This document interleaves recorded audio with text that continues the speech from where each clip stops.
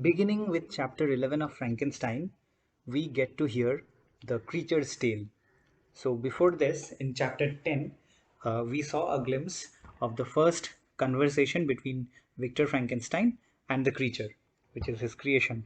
And in chapter 11, we are going to hear the creature tell his story, whatever he has experienced until now.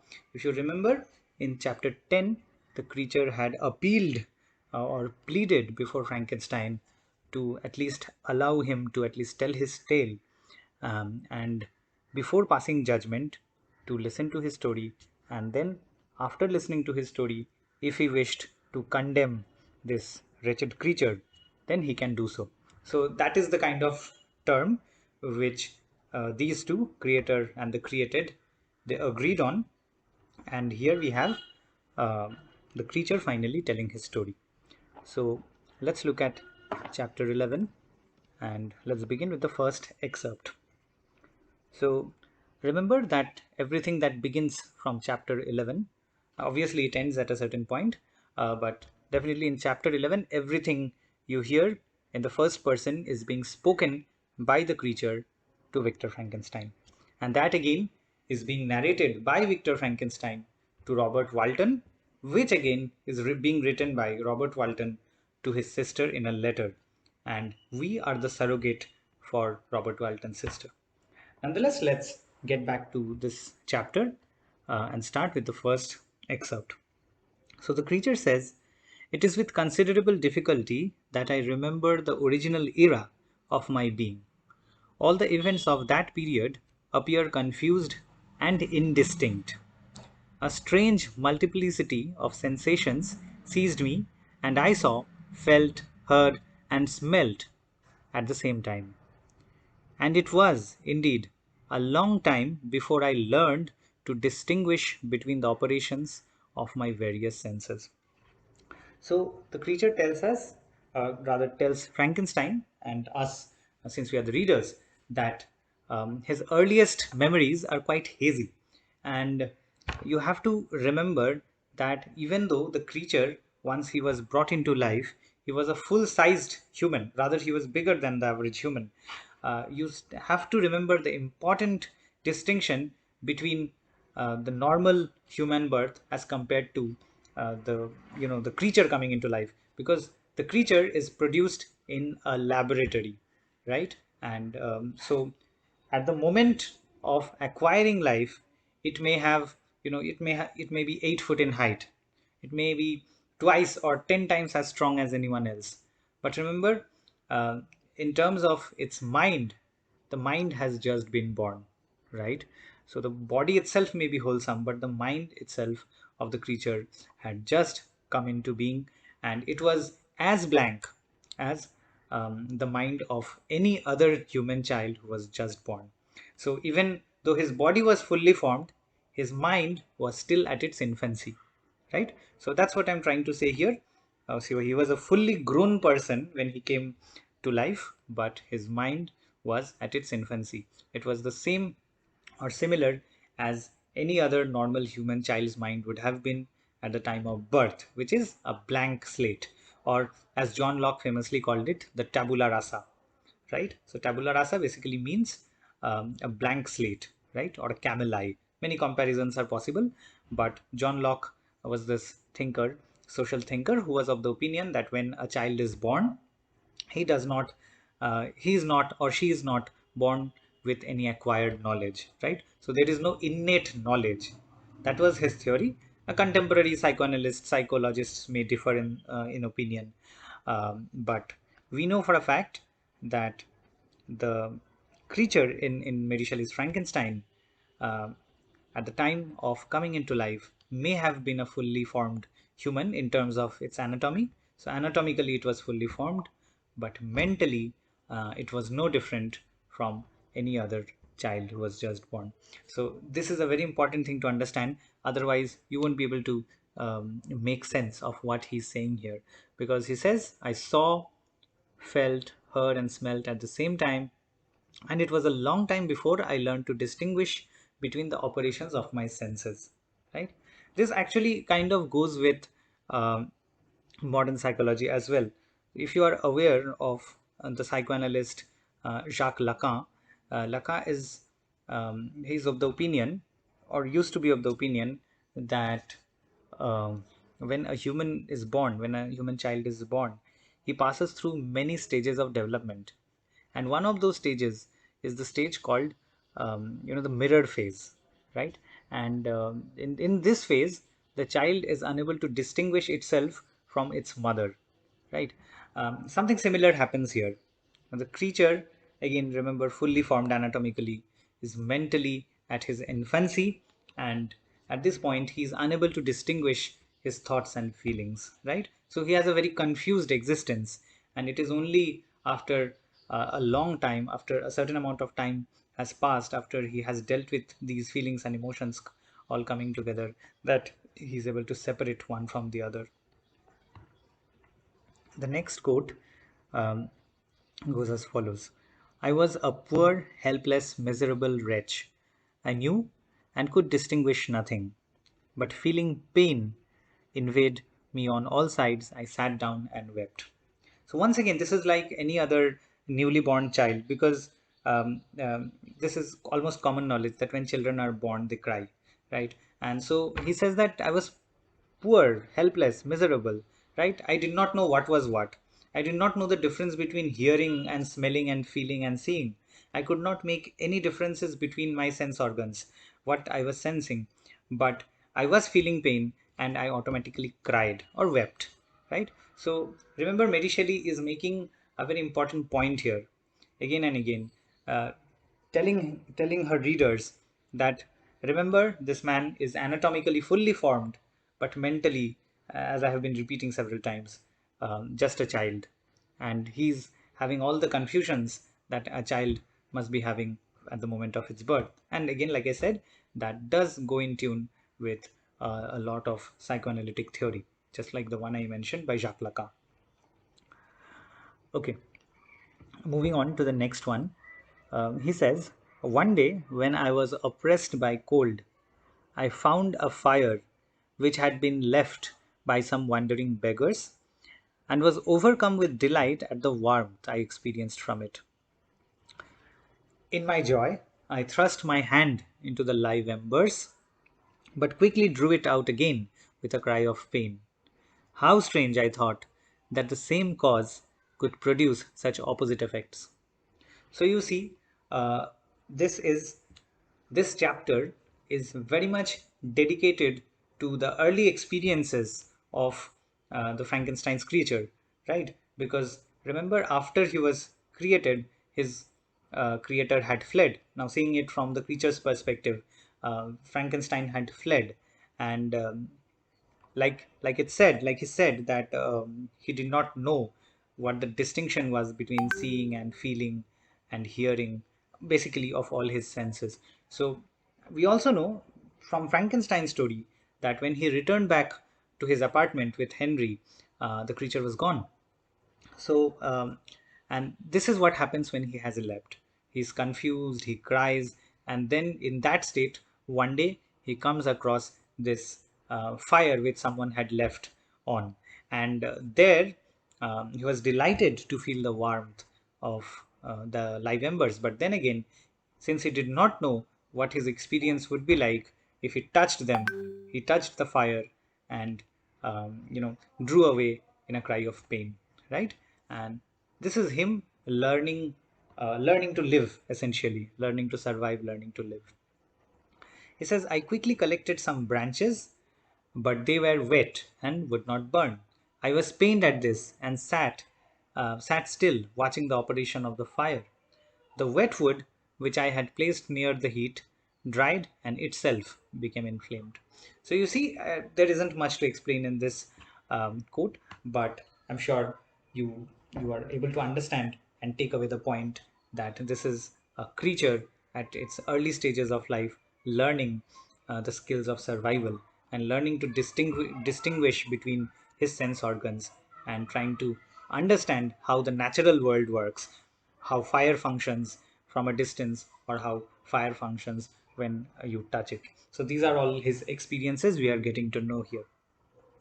When night came again, I found with pleasure that the fire gave light as well as heat, and that the discovery of this element was useful to me in my food, for I found some of the offals that the travelers had left had been roasted and tasted much more savory than the berries I gathered from the trees. So previously he was surviving on berries which he would gather from different trees, right? And it is only after he had discovered fire. And remember in the previous lecture, on the lecture in about chapter 10, I told you about Prometheus and how he had brought the fire from the gods to the humans and given it to the humans, and as a result he was punished. So you see that allusion of Prometheus is there in the creature's early experiences, and which is why the novel is subtitled The Modern Prometheus, right? But then again, it's a very important question: who is the modern Prometheus? Is it Victor Frankenstein or is it the creature? So these are some of the debates we have in this novel. Anyway, coming back to what I was saying, so he discovers, much to his delight, that fire not only provides heat but also provides light, and with the use of fire he could also make food, because he had experienced eating raw berries, and he had also experienced eating the food that was roasted by the travelers who had left the fire which he came by. So he could easily differentiate between the two, and he found the roasted food tastier, right? So again, his formative experiences. He continues, I longed to obtain food and shelter. At length, I perceived a small hut. This was a new sight to me, and I examined the structure with great curiosity. Finding the door open, I entered. An old man sat in it, near a fire, over which he was preparing his breakfast. He turned on hearing a noise, and perceiving me, shrieked loudly, and quitting the hut, ran across the fields with a speed of which his deliberated form hardly appeared capable. His appearance, different from any I had ever seen before, and his flight somewhat surprised me. But I was enchanted by the appearance of the hut. Here the snow and rain could not penetrate. The ground was dry, and it presented to me then as exquisite as and divine a retreat as pandemonium appeared to the demons of hell after their sufferings in the lake of fire. So a lot of things here. First of all, um, the creature narrates his first encounter with human beings and a human made structure, in this case, a hut. So he came across the hut. He inquired, his natural curiosity took him into the hut. He found it open and he entered. And the old man who lived in the house, um, you know, finding this creature, and we already know from before that Frankenstein himself, the creator, had fled the scene after this creature had come into life. So horrified was he. And similarly, this old man is also horrified, and he shrieks and quits the house and runs with a speed that that no one could have imagined that this old man was capable of running so fast, right? So he fled at an unimaginable speed for his form. Now, this is this is one part of the tale where the creature tells that this is the treatment he got from people. So wherever he went, wherever he encountered people, people were scared of him. They found him hideous, and they either ran away from him, they fled from him, or in some cases, as you will later see, they attacked him. Now, parallelly, there's yet one more thing to notice. The creature, for the first time, it experiences the value of a human structure, in this case the heart, because look at these lines: here the sun and rain could not penetrate, the ground was dry, and it presented to me then as exquisite and divine a retreat as pandemonium appeared to the demons. Now, the last thing that there is to take away from this excerpt is the reference of pandemonium, which is again an allusion to Paradise Lost.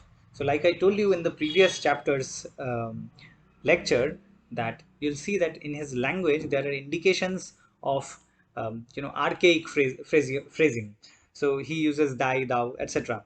Now that is not how people normally speak. That is a language that has come to him from poetry. So you'll find later that he was acquainted with Paradise Lost.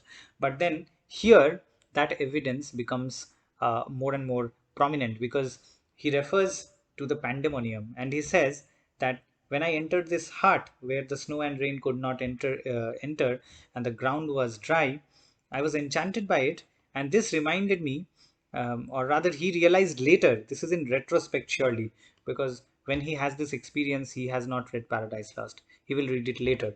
You'll find that.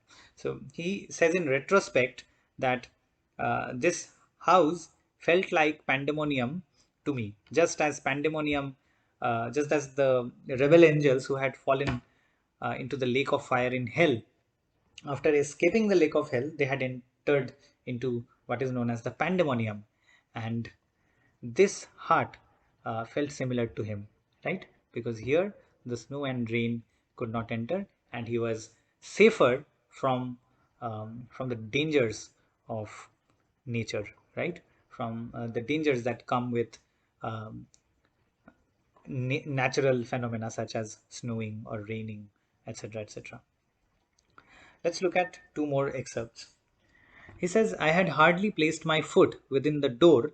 This is another experience. So, the first experience of entering a human household resulted in the old man of the house running away and literally fleeing at his top speed.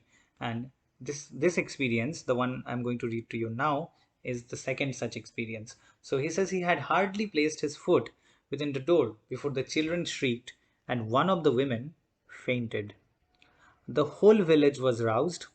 Some fled, some attacked me, until, grievously bruised by stones and many other kinds of missile weapons, I escaped to the open country and fearfully took refuge in a low hovel.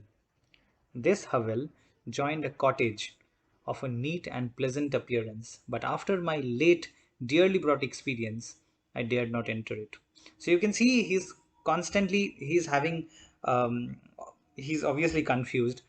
He just told you that he does not know how to differentiate between seeing and hearing and feeling, etc., etc.